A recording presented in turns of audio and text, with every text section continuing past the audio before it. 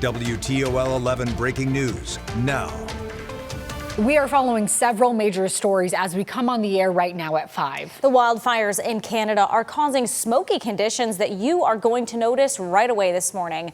Meteorologist Ryan Weekman is tracking a weather impact alert day as poor air quality threatens people in our entire area. But first, we are on top of breaking news out of central Toledo this morning. 3 people rushed to the hospital after massive flames ripped through a home. That's where we find our Tatiana Cash live this morning. Tatiana, 2 of those people hurt are firefighters. Yes, that's right, Sophia, Heather. But right now, this scene much different than just a few hours ago here on the 2200 block of Hollywood Avenue.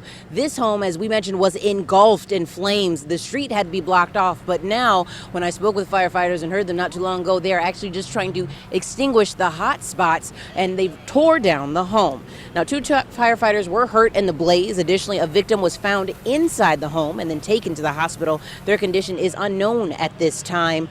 The battalion chief on scene told WTOL he couldn't comment on the victim's condition, but here's what he could tell us.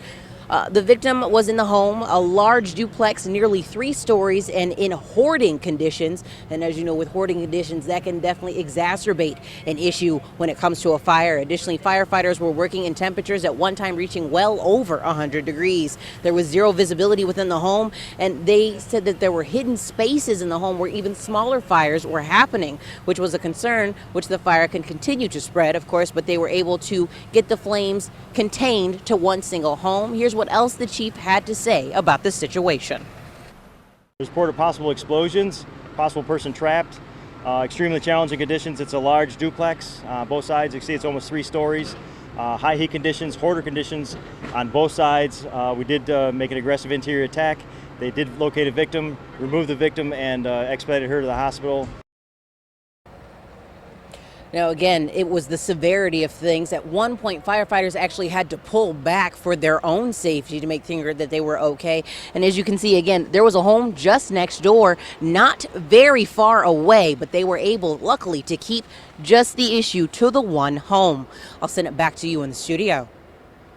Tatiana, you mentioned how 2 firefighters are hurt during this fight, obviously. Do we know how severe their injuries are?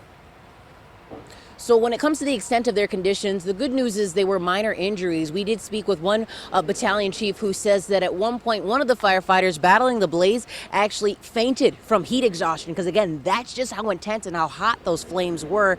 And then a fellow firefighter, of course, very heroic in their actions, was able to pull that firefighter to safety.